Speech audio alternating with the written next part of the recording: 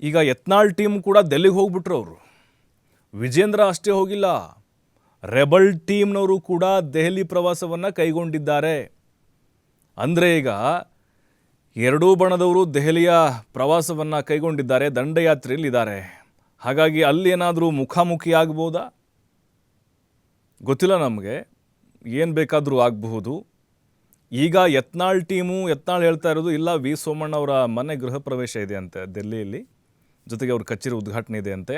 ಆ ನೆಪದಲ್ಲಿ ಇವರೆಲ್ಲರೂ ಅವ್ರ ಮನೇಲಿ ಒಂದು ಮೀಟಿಂಗ್ ಮಾಡಿ, ಆಮೇಲೆ ಪ್ರಹ್ಲಾದ್ ಜೋಶಿ ಅವ್ರನ್ನ ಮೀಟ್ ಮಾಡಿ ಅವ್ರ ಮನೆಗೆ ಹೋಗಿ ಚರ್ಚೆ ಮಾಡುವಂಥ ಸಾಧ್ಯತೆಗಳಿದ್ದಾವೆ. ಅಂದರೆ ಒಂದು ರೀತಿ ಒಗ್ಗಟ್ಟು ಪ್ರದರ್ಶನ ಇವ್ರದ್ದು.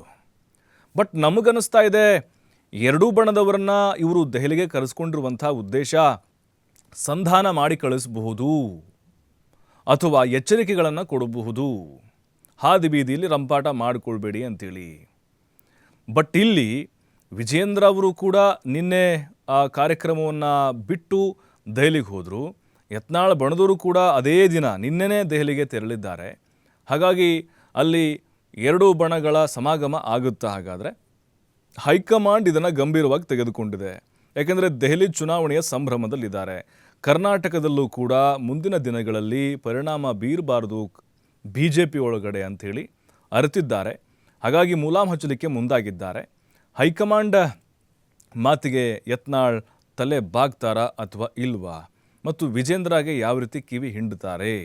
ಯಾಕೆಂದರೆ ವೈಯಕ್ತಿಕವಾಗಿ ಸಾಕಷ್ಟು ರೀತಿಯಾದಂಥ ಆರೋಪಗಳು ಅವ್ರ ಮೇಲೆ ಕೇಳಿ ಬರ್ತಾ ಇರೋದ್ರಿಂದಾಗಿ ನೋಡಿ, ಈಗ ಯತ್ನಾಳ್ ಟೀಮು ಕೂಡ ಹೋಗಿರೋದ್ರಿಂದಾಗಿ ಸಹಜವಾಗಿ ಕುತೂಹಲ ಇದ್ದೇ ಇದೆ.